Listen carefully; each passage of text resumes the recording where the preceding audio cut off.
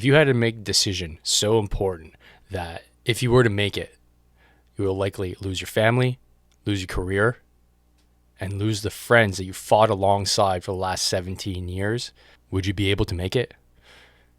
Well, last year, retired Lieutenant Colonel Stuart Scheller made that very decision and decided to criticize his Marine leadership because of their failures over the 20 years of war during the global war on terror, but more specifically, the disastrous pullout of Afghanistan.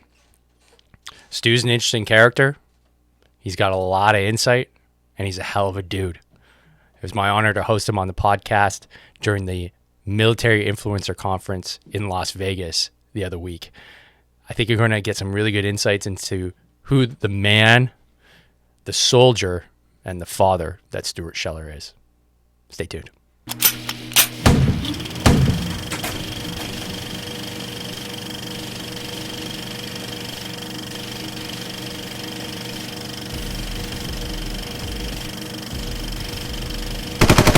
Go 3, 2, 1. All right, Stu, thanks so much for hopping on the podcast here. We touched base yesterday at the Mike conference, so the Military Influencer Conference. We've been chatting for a little bit over the past few months or so since you posted your video, which we'll get into in due time. So, how you doing, man? How's the conference going? How's your talk yesterday? It was good. Yeah, happy to be on the show, Dave. Glad we're finally doing this. The speech I thought went well. I wish I had more time. I was honored to get the opportunity and excited to be in Vegas. Yeah, right on, man. This is my first time in Vegas. I don't know if it's your first time, but I'm kind of blown away. It's not. No? I've been here a couple. This is my first work event in Vegas, so this is a little bit of a different experience for me. Yeah, this was a hard sell. I'm not going to lie to the wife. I definitely had to put my salesman's hat on. And she subsequently said, all right, yeah, you know what? You should go. And I was like, oh no, something's coming. Something's coming down the pipe. Yeah. So she's going on our little vacation. So I get to have the kids in a few months. So that's cool. I'm okay with that. So I haven't done any gambling yet, but that'll probably happen tonight. We'll see. I did a little bit last night, but I'm the same way. I don't like to gamble. I get too nervous. I always lose. So it was like I played like 2 hands of blackjack, and at the casino I'm at, it's a $25 minimum. There's nothing less than that. Whoa. And so I won $50 on 2 hands, and then I just walked away, and I felt like a big winner. Yeah, you came out a winner for sure. That's my go-to. I think I've gambled 4 times in my life, and of those 4 times, I was 21. I was at my buddy's 21st birthday, and I didn't know what I was doing. We were kind of lit too, and put money down on roulette, and I couldn't follow what was going on. And then all of a sudden, had all these extra chips. Because I'm kind of dumb with math. Like I didn't know what was happening, and so we just made all this money. And we're like, oh my god, we were 21 kids, like so we made like $400. And so we were like ballers in the club, right? We're like, okay, let's take it, let's get out of here. And then we just went to the clubs, just started, like typical like infantry guys, right? We just spent it all on booze and ladies. So that's my gambling experience. This is definitely not going to be the case here this week, right, honey? If you're listening, it's not what's going to happen. Vegas aside, you're here to obviously promote your book, which is great, which I got right here, which you signed for me yesterday. Really appreciate it. The book is called Crisis of Command: How We Lost Trust and Confidence in America's Generals and Politicians. It's kind of a heavy title, man. So, yeah, and actually, I've never told anyone this. The publishers were really trying to get me to have it say how we lost trust and confidence in the commander in chief, and so it was a real struggle. Yeah. So it's like you're a book, but at the same time, you got a book agent and a publisher, and they all have individual things they want to kind of inject in there. So I had to really push back because, to me, my original wrath has always been on the military generals. I did really become disenfranchised with the politicians, specifically Congress. And so, yeah, that was a subtitle story that I haven't offered anyone else. Okay. Well, yeah, that would totally change the framing of the book, because I would agree. Well, your book isn't. Well, the first thing, your book isn't partisan, and that would immediately make the book partisan. I'm with you, man. I'm with you. That's why I was like, man, I can't do it. Like, it was a hard line for me. Right. And then, of course, like as soon as it becomes partisan, like I can see where they want to go with it, right? They're looking at market Yeah, share, they're looking at let's that's right. polarize, but you're like, no, man, that's literally not what I'm trying to do. I didn't write anything about. That's right. Yeah, I would have been kind of thrown off had I read the book and then seen the title. I'm like, that's weird, but I'm glad you stuck to your guns, man. You're a very principled dude. Like that's very clear. And like I said when we had a quick chat yesterday, just you standing up on a principled approach to what happened in Afghanistan was what we were all feeling as like Afghan vets and like OEF vets and veterans of the war on terror for the last 20 years. And like your tagline, right, is like, we can't all be wrong. We were just waiting, and I was just waiting. Like, is anybody going to say anything? Like, what I can say something, but who am I, right? Like my weight, like I'm out. Like I have a podcast. It's not the same. And then you dropped a bomb on the internet that exploded like 18 Hiroshimas. And it was on all my feeds, right? Because obviously I've got a lot of military content, LinkedIn, everywhere. I was like, holy moly. Okay, this has got real. So I guess let's start from there. Like, how did that, without spoiling the book and everything like that, like how did you get to the point where you said, okay, I'm going to make this video, it's going to be in uniform, and I'm going to call out my leadership? That must have been just awful. Just Yeah. from a personal standpoint, from a relationship standpoint, from a professional standpoint, to have to make that call and say, I'm going to hit post and send. Yeah, it did not come lightly. I did not. And I'd obviously thought through it. If you go back and watch, I stated I knew I was risking my Mm, job and my retirement and my family's stability. But it's just one of those things where when you're young, you see all these things that don't make sense, but you assume somebody of higher rank understands or has some deeper insight that you may not. And I had all the experiences, and then I got the masters, and I just had all this. I got to a point where at 17 years, you may have a different opinion than me, but I didn't feel like you understood something that I just like. I understood the problem, mm-hmm, and I saw it as right and wrong. And I just got to a place in my development as a human, as an officer, as a professional, where I joined the Marine Corps to leave a better future for my children. I felt like I was trying to live a principled life, and I just couldn't sit complacent with my head down and keep doing it. And we talked about this yesterday, but about how the Afghanistan evacuation, Americans often think that it just impacted them, but it impacted everyone across the world that had a piece in this. And there was a really NATO presence in Afghanistan. And I really better understood how much it impacted people when I did what I did, because I had people from Australia, England, Canada, I mean, you name it, reaching out to me and thanking me.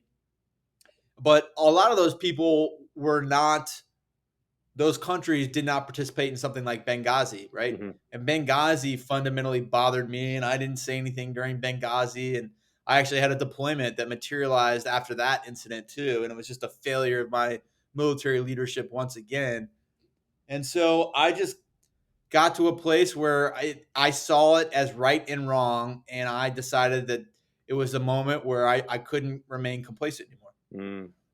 Which I guess fundamentally, right, as an officer, it's technically something that we're supposed to do, right? Like, like I Yeah, you would like think. I mean, the thing that I respect the most about you, like the Americans, I'm gonna use you as like the representation of America, Yeah, I right? get it. You you you have a constitution that was like forged in like blood, which we don't have here in Canada. Like, so fundamentally, you have a much more serious approach to when you take an oath, when you swear allegiance. And I'm not quite sure, what it's like for you as an officer when you guys swear as an officer to, I'm guessing the Republic. I'm not quite sure, but Yeah, no, you're 100% right. We swear to support and defend the Constitution of the United there you States. go. We don't swear to the president. And so, it's a great point, because in after my court martial, my general officer had to write me a letter of reprimand, and he scolded me for not upholding my oath. And I came back at him because I get a chance to write a rebuttal. And I was like, no, I upheld my oath more than you did. And so it comes down to judgment. And so a lot of my wrath was against General McKenzie. And in the American military, what they say is you must follow order unless it's illegal, immoral, or Mm-hmm. unethical. So if it's not one of those three things, you have to follow it. Now, illegal is pretty easy to define because laws are on the books. But the problem is immoral or unethical are the eye of the beholder, right? And so is it immoral or unethical if you know or should reasonably know that you're going to leave billions of dollars, get hundreds, dozens of people, military members killed through poor planning? I would submit to you it is.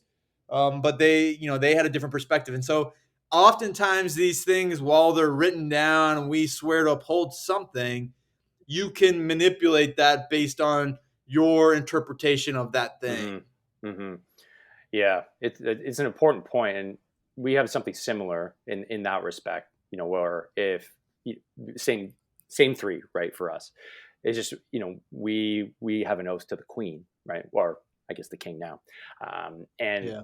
it's not nearly as serious in that sense. We don't pledge allegiance to our Constitution, and so for you and others who take a principled approach, I find there's a lot more to it. You have a duty to that Constitution, and we might be going on a little bit of a tangent here, but that's something that I find we're missing here in Canada. Like, there's been a lot of infringements over the last 2 years, just because of all the COVID nonsense, and it kind of ties into what was happening with Afghanistan. Because it was like, well, I went to go fight. I volunteered to go fight in Afghanistan because I thought it was the right thing to do, and part of that was to bring Canadian values, which are centered around rule of law, good governance.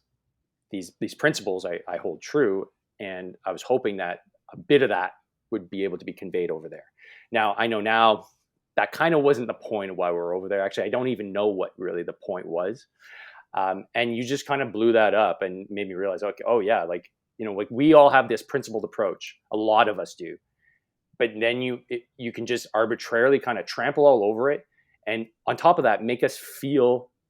At least I felt like I was the dum dum. Like, I'm the one that's messing up. Like, I didn't understand what's going on. And I think that's kind of what you touched on before. It's like, no, there's not somebody that's higher up that kind of gets it more than I do. Like, you've been to Afghanistan, you've been to Iraq, you've seen what's happened on the ground. And I love one thing you point out in the book. I can't remember what outpost you're at, but it was looking right over to Pakistan.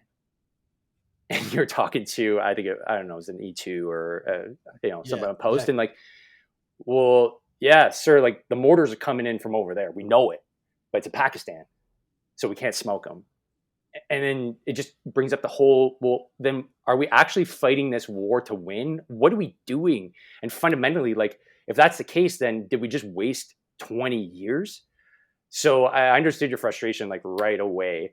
And your book conveys that really well. So like, was that like a bubbling up of, when you made that post, was a lot of it contextual in that sense? Like, you got so much experience, you've lost friends, you've had to do things for the government that like it's like, it's stuff that we can't do back Yeah. I mean, home. You know 100%. what I mean? Like, is that what fundamentally came up? It was just like, man, I'm done. I'm fed up.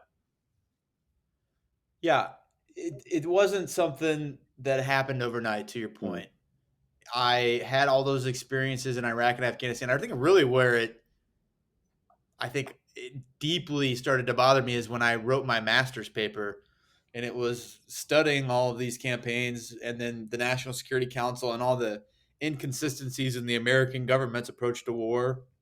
I was a major at this point, and I just got to a point where I realized that this thing didn't work. And to your point, like our beliefs, our principal beliefs when we're young, this nationalistic belief in the nation state, and I think that how we do it is correct, and I want to help other people, that can be manipulated by people with other initiatives, and they understand how these young and experienced people want to be nationalistic, want to have a belief system in a higher power and all these things, and it can just be manipulated. And so, yeah, I just got to a point where I realized I understood the problem, and I came to a place where, despite all my experiences, I felt like service members deserved timely, accurate assessment of failure, and I didn't think that there was another leader capable of providing that assessment. Yeah, that's a good point.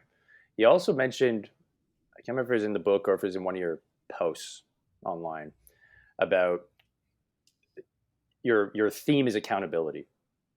Just be accountable. I have to be like, you have to be accountable if you screw up training. Maybe somebody gets hurt. You bring up examples in your book where, individuals died on training. They were held accountable. But at no point was the general who was in charge of acquiring new gear or the process of acquiring new gear, new vehicles ever addressed as, maybe this is the big issue. And we see that probably even more so here in Canada. It is really, really bad when it comes to equipping us and making sure we're up to date with our gear. We're trained well, but the system doesn't support us well enough. And who does that ultimately fall on? Well, it falls on like the NCOs, essentially, that have to pick up the slack and get the training done. And again, that feeling of like, well, we're not doing enough. Like the Army is not doing well because, well, the NCOs are not holding the line on discipline.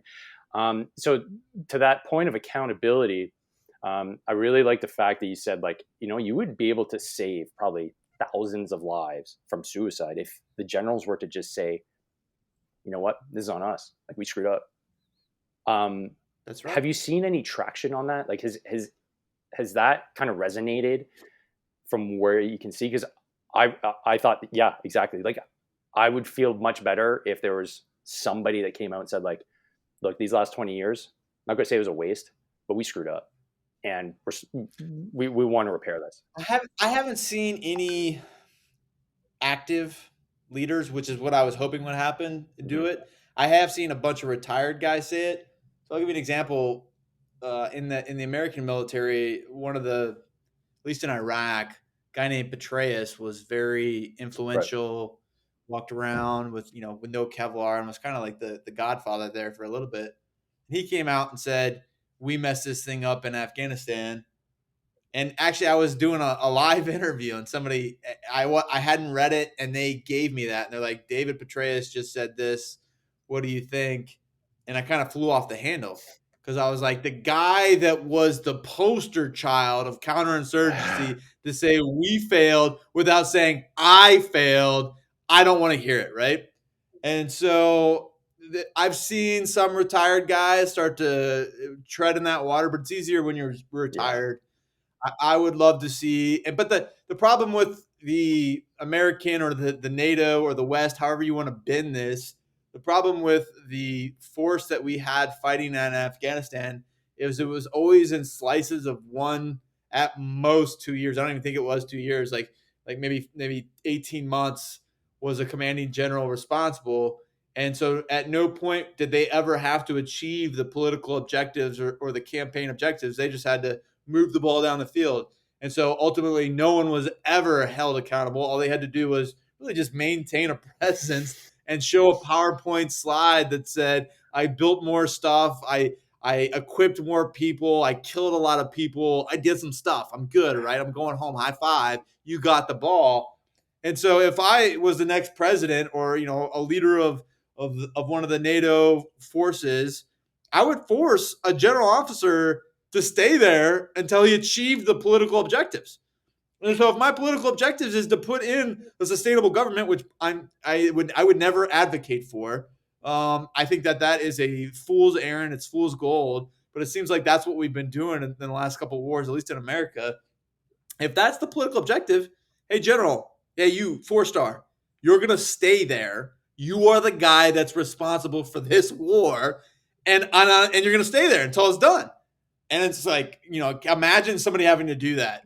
Well, sir, I'm going to be here for 10 years. Well, if that's too long and you can't do that, then maybe you shouldn't be there. We shouldn't be fighting this war. It's crazy. I love it. I love it, man. You're uniquely, I guess, qualified to kind of comment on this. So I'm going to ask you the question.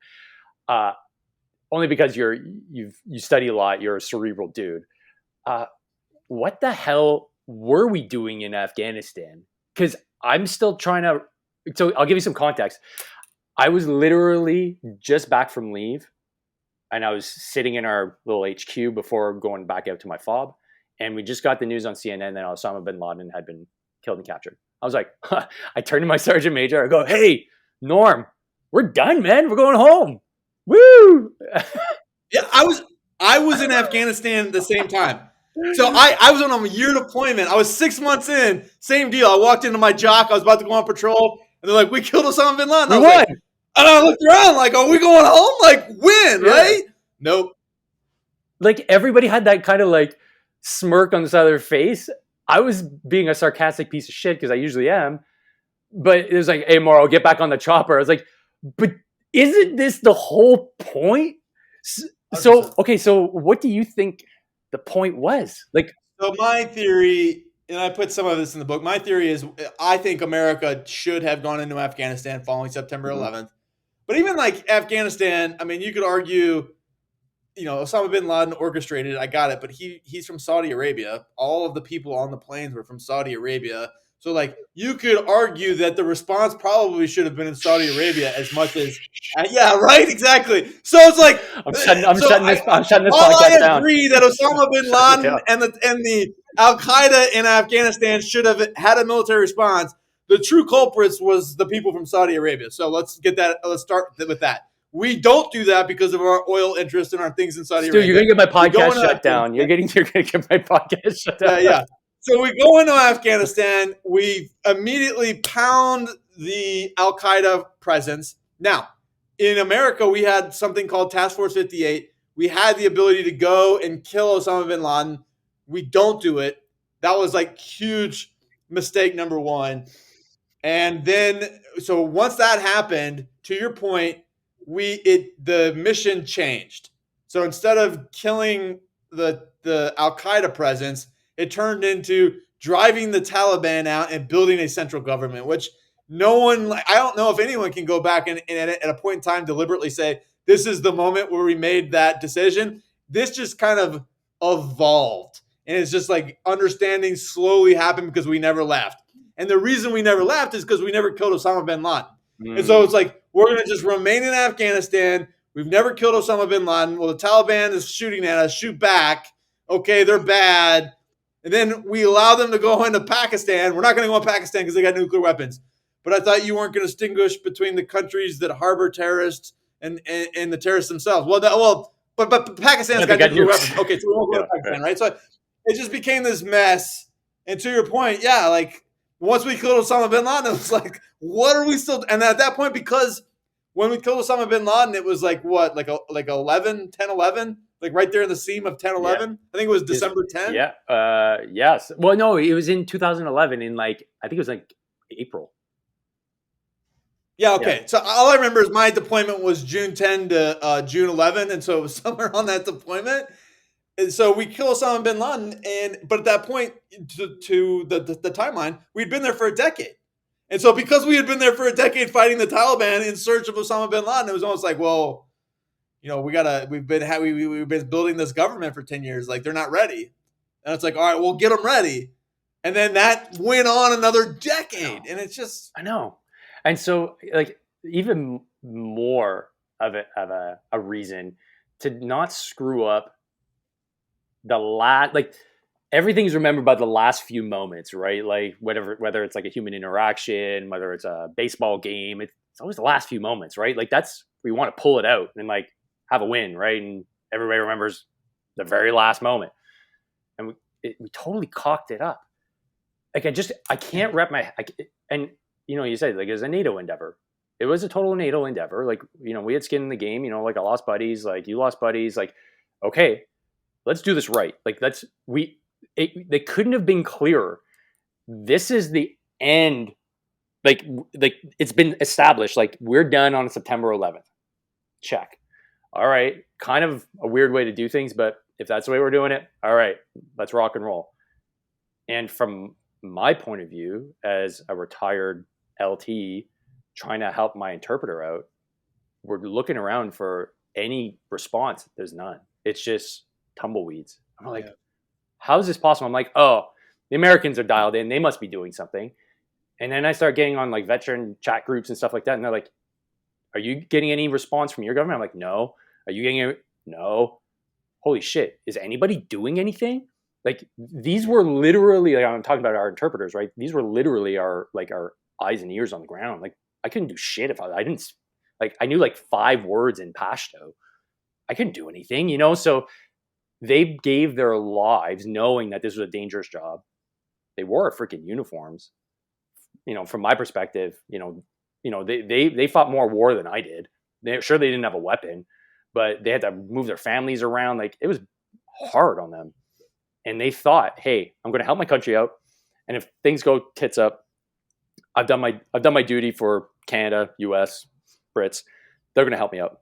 And then at the end of the day, no, sure, we got some out, but how do you, I don't know. How did you wrap your head around that as just that colossal failure? Like without, I guess the bigger context, like when you look at it just like on the TV screen, like, holy shit, like these guys are stuck here. Like what were the emotions that were coming up for you? Like, or maybe you didn't, but I assume you did.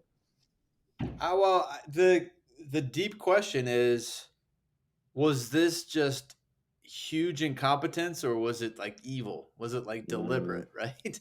And I don't think it was deliberate. Like I can't get yeah. there. But then the only thing I'm left with is my leaders are this bad. And that's not a great second option, right? And so I was left with disappointment, anger, sadness like the rest of us. Yeah. Yeah. I think that it really came to a head like when it was the 13 service members, right? They had the suicide attack.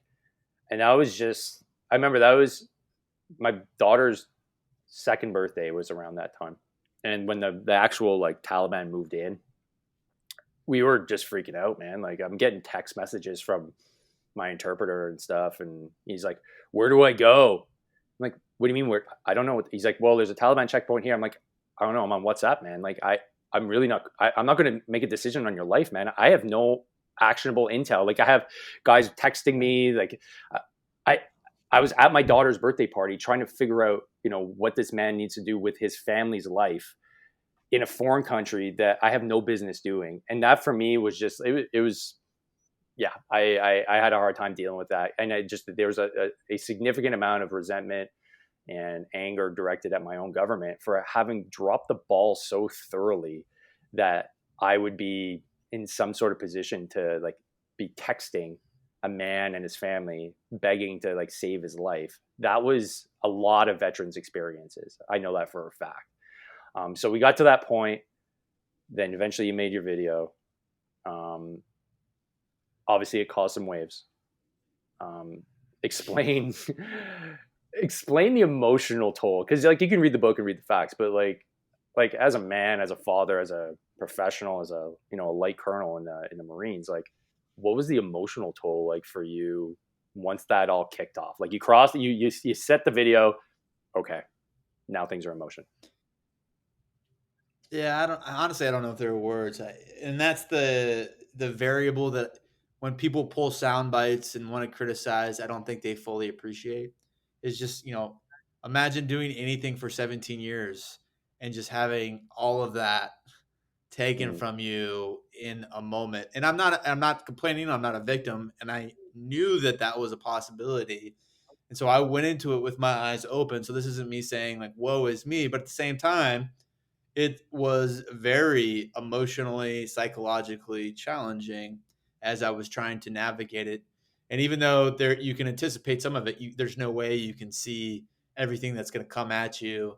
And there was a lot of surprises, and so it was very tough. mm. Yeah, I mean, just some of the parts that you're describing there, especially the family side. That was the part that kind of affected me the most, because I could see that as I put myself in your shoes. If I were in that position with my wife and my kids, and there's just something bigger than the family, right? Like this is something you had to do, and then you accepted the. Yeah, I don't know. I mean, there's a, I don't think there's ever anyone that's going to universally agree on this. There's a lot of people that any podcast that I do, there's someone that'll jump in the comments and criticize me for the way I handled that with my family. And that's just, different people have different opinions on it. I think that a father isn't defined by the time spent in a suburban house with their kids. I think my opinion is that a father is defined by their greater actions and the path they pave for their children and the example that they set, whether that's in the amount of time they spend with them in a suburban house or not. And so I was trying to do the right Mm-hmm. thing, and there is no right or wrong answer to these things. And I ended up going through a divorce, but I still have a lot of love for my ex-wife. Like, we have a great relationship. I'll never have anything bad to say about her. But we ultimately parted ways because our paths were heading in different directions. But to your point, man, it was very challenging, and it was tough for my entire family. I mean, my whole family went through a lot, and there's things that I could have done differently. It's easy to go back and retrospectively say I should have done this differently. The analogy I've come up with after the fact is almost like a sports team watching the game tape the next Right. day, right? Like, no sports team has watched the game tape the next day and been like, yeah, we executed every block, every move, everything perfectly. And there's a lot you can learn from it. But when you're in the fight, you're just doing the best thing that you can, and you're never going to do everything perfectly. Mm-hmm. Yeah, I definitely agree with what you said there about, time spent with your kids isn't necessarily the metric we should be using as being a good, to measure being a good father. Are you principled? Do you stand up for moral causes?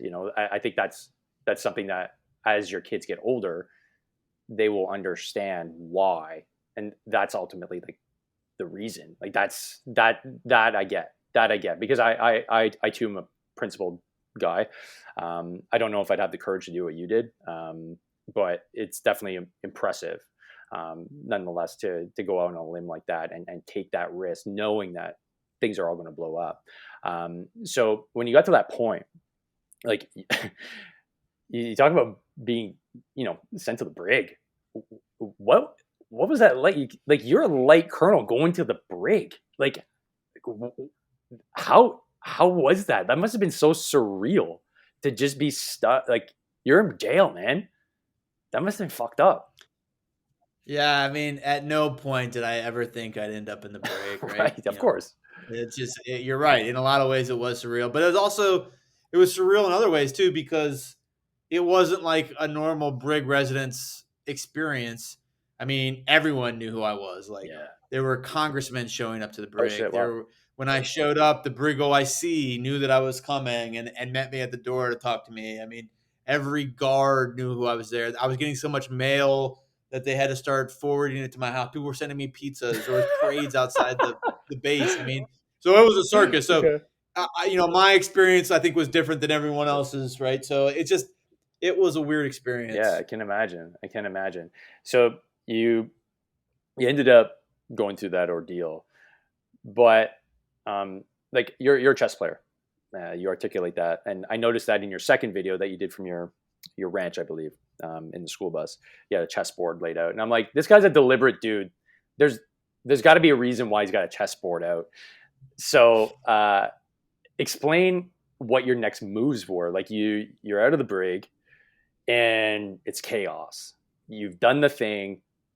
Now Well, what? once I got out of the brig was kind of the end of the play, because I had accepted a deal, and honestly, I got out of the brig in the beginning of October. I didn't make another statement until I got out of the Marine Corps on Christmas Eve, and so the next move was really just jump in the media once I got out of the Marine Corps.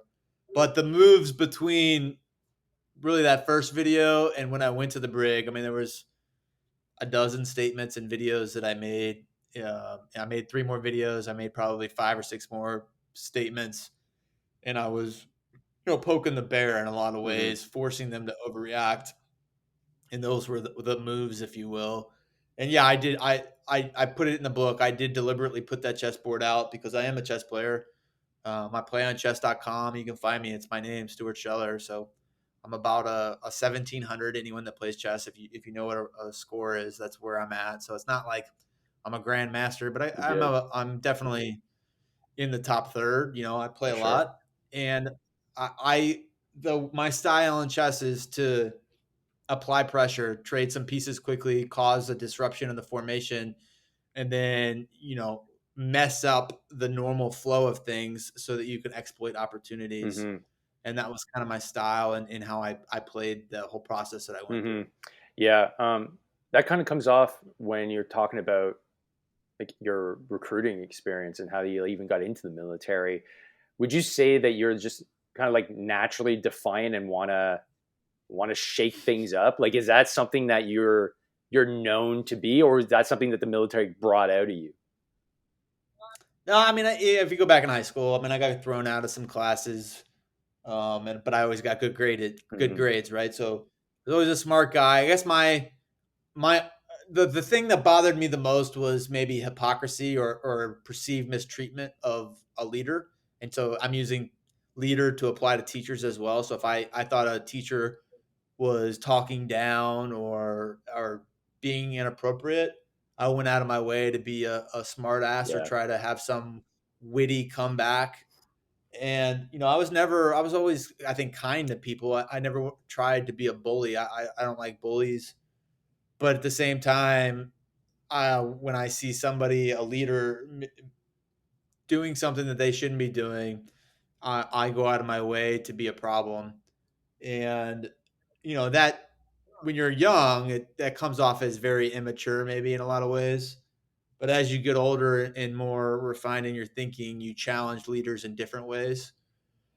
So yeah, I've always had part of that, but like I said earlier, at least in the Marine Corps, when you're young, you just assume that there's a lot of things you don't know, and so probably at least in my military career, I was much more obedient in the beginning as a company grade Mm-hmm. officer because I didn't know what I didn't know, and so I shut up even when I saw something that didn't make sense. There was a lot of times I just shut up, but I do give some examples in the book very intentionally. Like I put those examples in there just to show that there were times, even as a company grade officer, even though I may not have a lot of experience, I understood when it was right and wrong, and I would say something, and that's just kind of always been my mo. Yeah. Well, speaking to that, I mean, there was an example there where I think you're in Ramadi, right?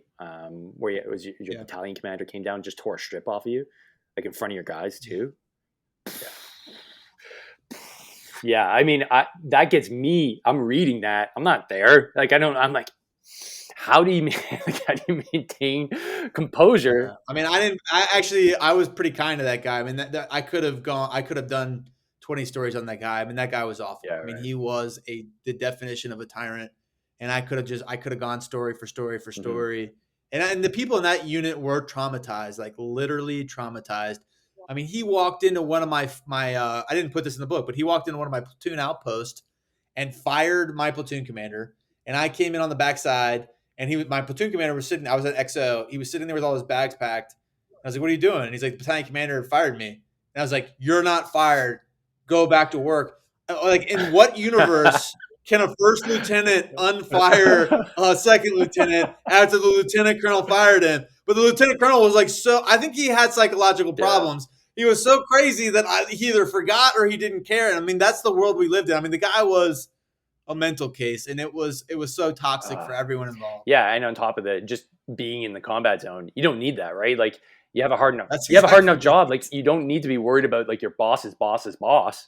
You just need to be worried about what the hell you need to do on the ground and make sure that you're. No doubt. I'll give you another story.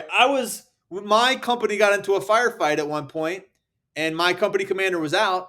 And so in fact, it was the same platoon commander who my battalion commander hated, was the, I don't know, OOD, COC watch. He was the guy that was the officer in the operations center that was talking to the battalion commander and relaying information about our company being in a firefight.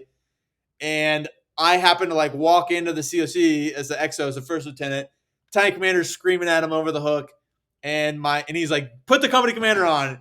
And the platoon commander's like, "The company commander's not there." And he's like, "Is the XO there?" And he's like, "The XO's here." So he gives me, and I have no situational awareness. Like literally, I just Yeah. walked in, and so he's like, "What's going on?" And I'm like, "I don't know. I just walked in. Like obviously, I just walked in." And so he's screaming at me, and I'm trying to build my situational awareness. Obviously, the second lieutenant, who's the floor OIC, knows exactly what's going on, but he hates him so much he won't even talk to him. So, like, he's stressing everybody out. I'm trying to figure out what's going on just to appease him while literally we're in a firefight. But the only thing our COC is worried about is trying to get the information to feed it to this guy. And that's that's literally, this is the leadership of my battalion. Pretty bad. Yeah. Not that it was on the same level. I remember my tour was winding down, and my captain, we had small teams, and he's like, "Hey, I need you to go pick up a bag full of money and drop a bunch of this money into all these contracts that I need to tie up." I'm like, "Great, sir, but I thought everything was done and they're your contracts. Why don't you go do them?" He's like, "Well, I'm back at CAF." I'm like, "So get on a helicopter and go do them." I don't know what to say, man. Like, he literally said, "Hey, you're my bitch. Get it." I was like, "Oh, fuck." So to give some more context, I'm an American fob right now. The whole time I've been there, I'm like the only Canadian. I got a little Canadian, like it's like, and I'm in a fucking yelling match with it. And they're like, "Who are you talking to, Dave?" I'm like, "I'm talking to my fucking captain." They're like, "You can't talk to your captain." I'm like, "He can't talk to me like that."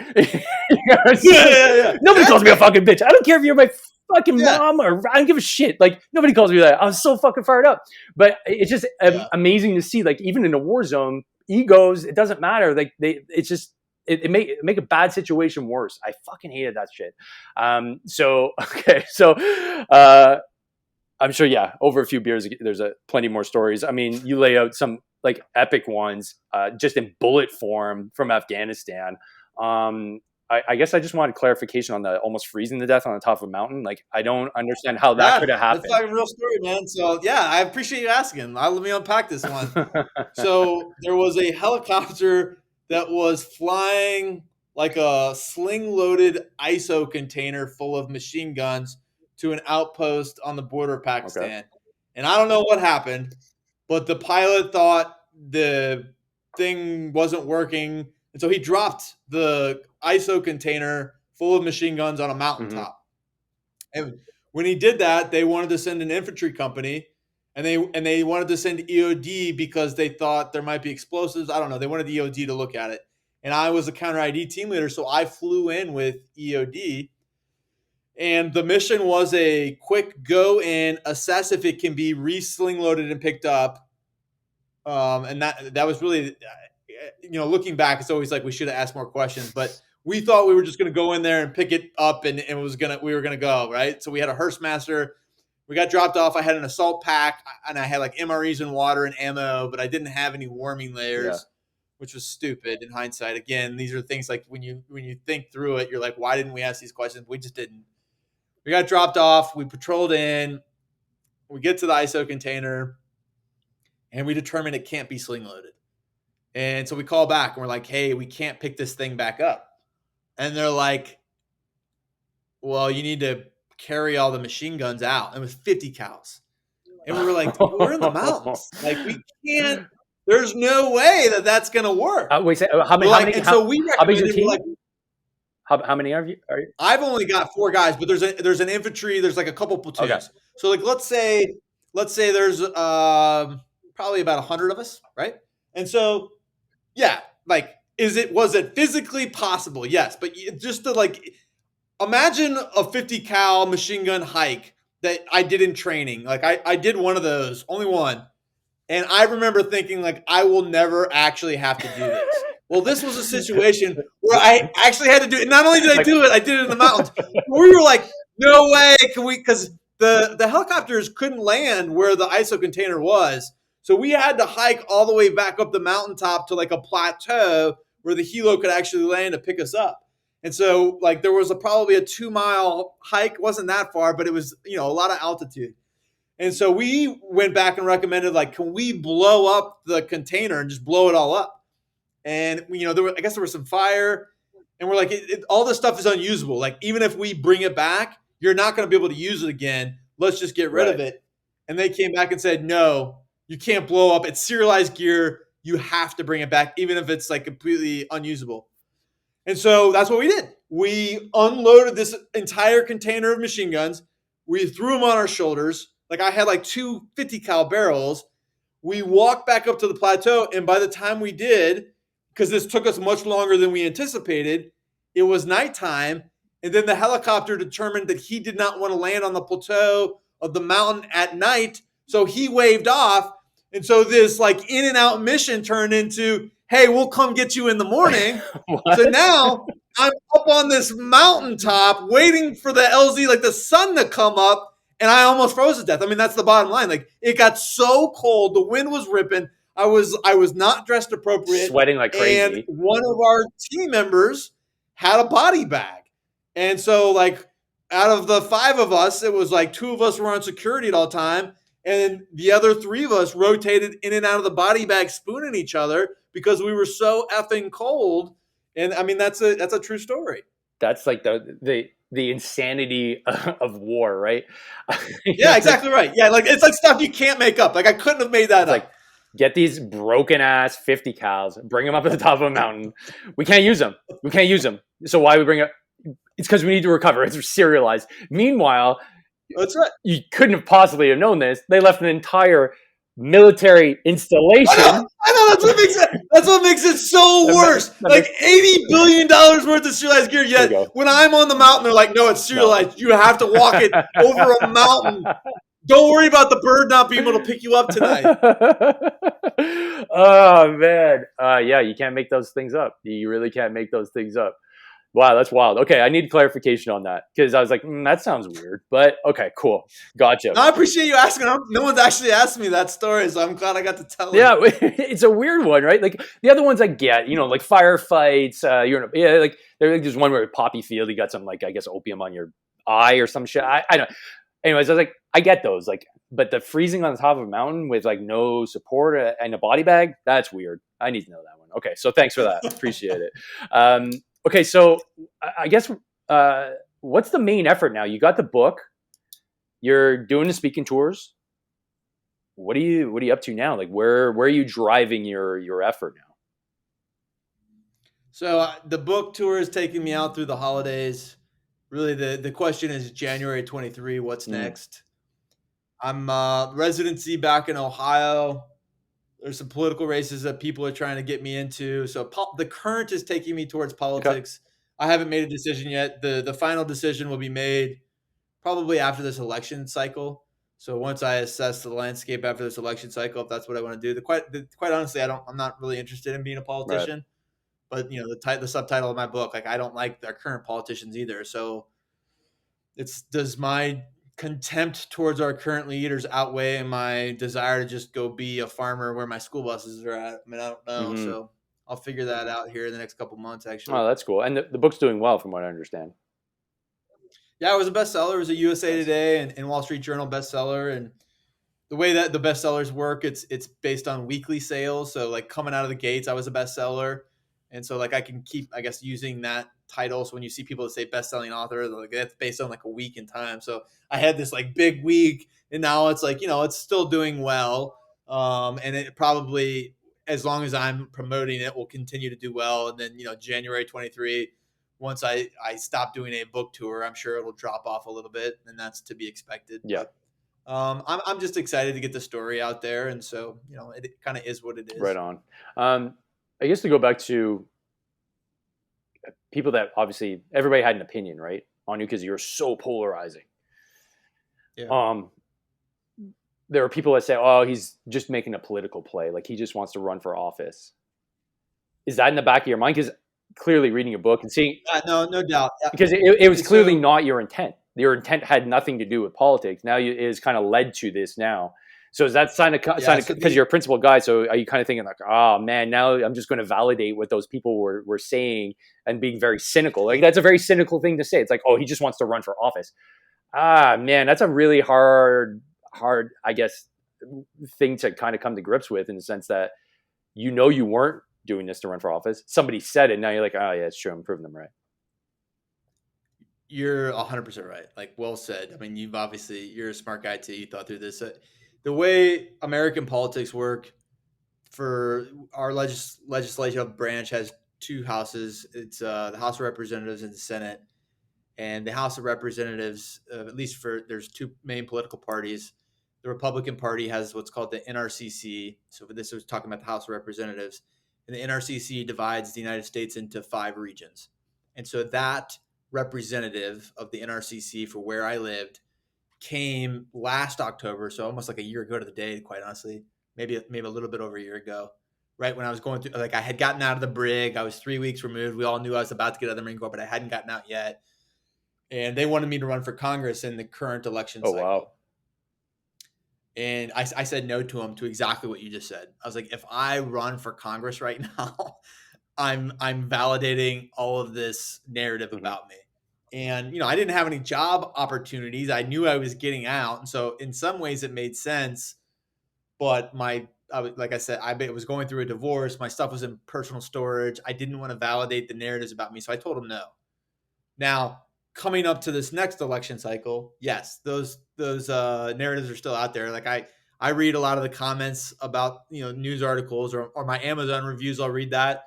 There's a guy that wrote like a 2-star review for me, one of my haters, and he said exactly like that, like watch him go run for politics. So you see that and you just want to be like, that's not what I'm doing it for. Like, I'm not going to run for politics. But at the same time, then I also there was a comment on I did a podcast with some guys from Black Rifle Coffee. It's a American veteran entrepreneur organization that I support. And I told them on their podcast, like, I don't know if I'm going to be a politician. Like, I really don't want to be. And one of the comments was, if you don't go into politics after all this, you're just being a bitch.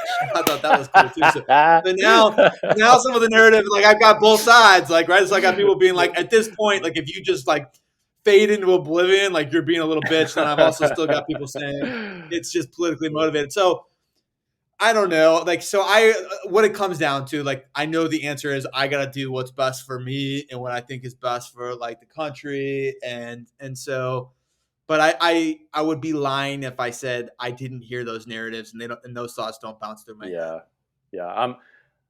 I smoke a lot more marijuana and do mushrooms now. So I'm gonna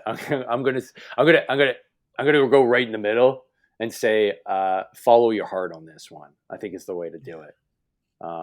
Before I would have said, yeah, you're being a little bitch. Come on, man. Like, who else is going to get in there?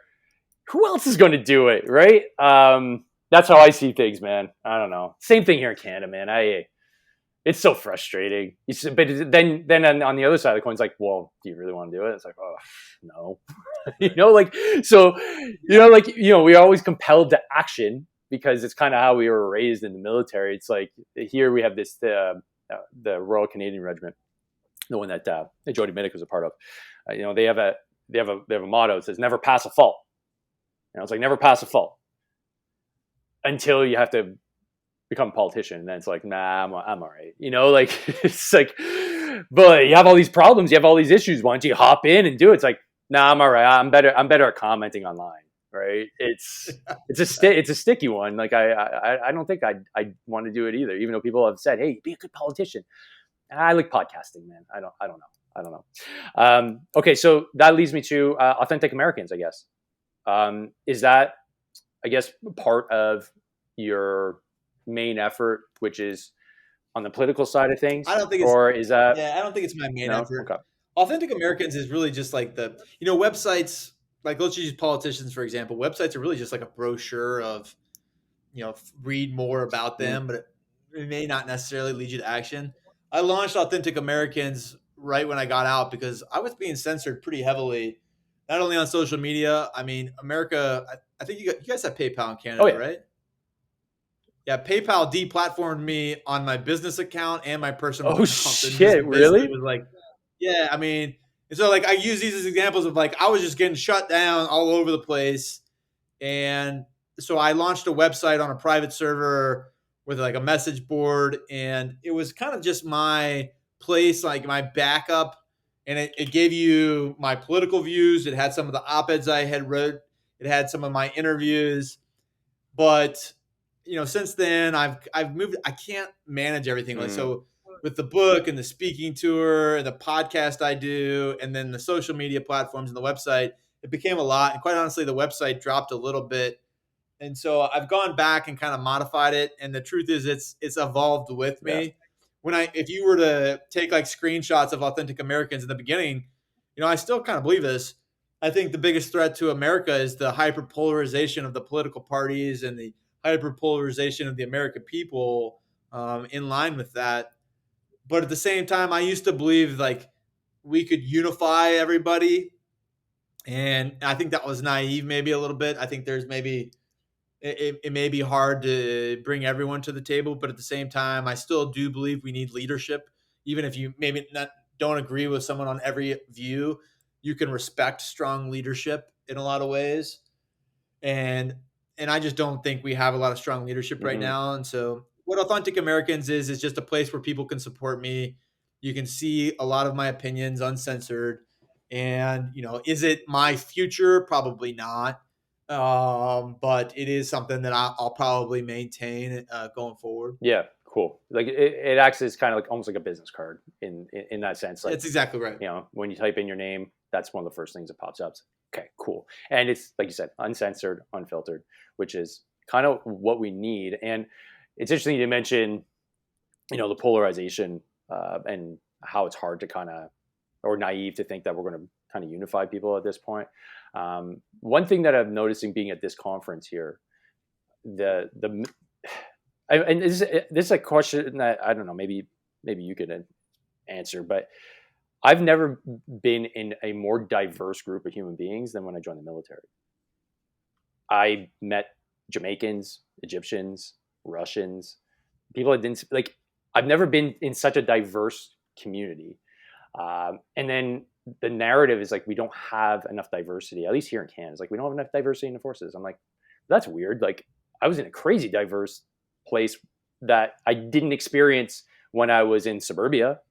And what that means to me is like I see it here at the conference. We have so many different opinions. We have so many different people from different walks of life, all creating businesses and all coming together with one common goal, which is we want to make our community better through entrepreneurship. And the conversations we're having here are freaking amazing. I'm like, okay, there's like a trend line here of hope that I'm seeing through these, like the last 20 years of fighting that we did. It's not all lost. Like we've got these communities that are growing out of just frustration and just our lack of connectivity, and just we're starting to build this together. I dubbed it the veteran renaissance last year or 2 years ago. But would you say that the veteran community is a beacon of hope, at least in the political sphere moving forward? Yeah, I mean, 100%. You said it very eloquently. I think that in the military, it doesn't matter if you come from huge, rich socioeconomic background or very poor upbringing, you are all thrust into equality of the system of the Yeah. military, where in the corporate world, that may not be the case. And so that's why I agree with you completely. The political candidates that I've supported in this current race in America in this 22 election cycle have all been veterans for that reason. I think right now we need leadership, we need courage, we need diversity of thought, and I think the American military is one of the last places that truly provides that. And same with you. I at this conference that we're at now, the one of the leaders of it, Curtis Riggs. I've had many conversations with him, and he and I actually see the world in a lot of different ways. But I consider him a good friend. He's helped me out a lot, and we have some shared experiences. And so I think the American military is one of the last, at least you're talking about the Canadian military, but for me in America, the military is one of the last frontiers of it doesn't matter what race, Right. gender, anything that you are. It's just a quality of performance is what it should be, a quality of merit. And I hope, and I just have a vision that that's what the world will be one day. It doesn't matter what you look like; it's based on your merit. But we're just not there yet. Yeah, that's a great point. Like the hierarchies of competence and merit and are so important in my opinion, but it seems like we're trying to drift away from that. And I can't wrap my head around why, because I mean, just at I guess like a vulgar level, like I want the best plumber working on my toilet when shit's spraying all over the place and I'm paying for it. Like I don't want the guy that just got the job because we need him to fill it and there's nobody else and we have to meet a quota. Like the military still stands for that in my opinion. Like we throw everybody together. You have to say everybody's equally worthless, which I love when I join. It's like I don't give a shit if you're rich, poor, gay, straight, you're all equally worthless. And that like sets in when you're young and you're like, yeah, we are truly equal at this point. And there's nothing that is. Yeah. And the other part of it is, if you don't figure out how to work together, you're weaker, Yeah. right? You can't accomplish Yeah. the mission. And so even if you don't like that person, you're forced to work with them, because if you can't figure it out, you're going to fail. And so that's something that I really got from it. Like, I don't care if I agree with you or not. Like, let's agree that we're going to accomplish the Yeah, right. mission.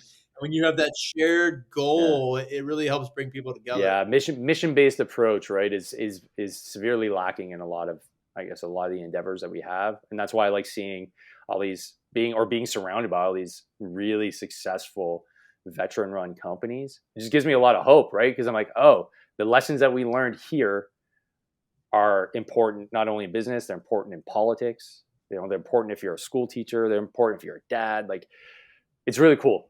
So, you know, I'm very thankful for my military service. I'm just kind of pissed that they kind of, when I say they, I mean the powers that be, kind of put us into a situation where we weren't able to see a victory. I guess that's the simplest way I could put it. You know, I wanted a big win, man. Like Osama bin Laden, I was like, that's the win, but we didn't get it. And then it was down to Afghanistan, and I was like, okay, we'll pull out these interpreters. That's the win. And although I personally, I had a win, both the interpreters that I was really, pushing to get out, they did get out. So I was happy about that. But, you know, like any good, I guess, infantry officer or like infantryman, like the bigger picture wasn't accomplished. So like we were hard on ourselves, right? Because we didn't see the big picture get accomplished. And so that weighs on me a lot too. So that's why it's great to talk to somebody like you, and the fact that you went out on a limb and put your rank on the table and said, you know what, we need more accountability here. That's why your message is so important, man. So Stu, as we wrap up here, what are some parting thoughts that you'd like to share with the community?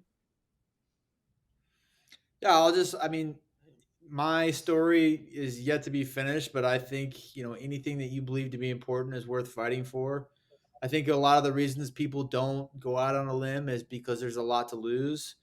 And so I just hope people realize that. I think not just America, I mean, Canada and America are kind of in the same place with struggling with identity and direction and need of leadership. And we've been partners for a long time. And so I just think, as we were just talking about, the veteran community offers a lot of insight, but it's not limited to just the veteran community. Right now is a time where we need leadership and courage, and celebrating that and identifying those people. And it's very easy to find things you disagree with people on, but to me, there's always ways that I can disagree with someone. But if I can find someone that's willing to push against current narratives and demonstrate courage and stand for their beliefs, like, we really need to be supporting those people now more than ever. Right on. Couldn't agree more. So where's the best place if somebody wants to either buy your book, get in touch with you, and find out more about you? So the website is AuthenticAmericans.com. That's got a lot of my interviews, and all my social media is tied to it. But I really just post on 4 social media platforms. It's Facebook, Instagram, Twitter, and LinkedIn, and they're all at Stuart Scheller. And then the book is called Crisis of Command. You can buy it on Amazon, Barnes and Noble, Books a Million, really most places you buy the book. And it's done very well. So I hope you get a chance to check it out. Right on. It's going on my shelf of books behind my head in my podcast studio. So man. Thanks so much for signing in again. Really appreciate it. And You going to the thing tonight? Of course I'm going to the thing tonight. This is why I came down here, just for the thing. So I'm going to have a nap though, because Papa Bear needs to recharge his batteries. But thanks so much for coming on the podcast. Really appreciate it. And folks, don't forget, train hard, fight easy. Peace. All right, man. That's it.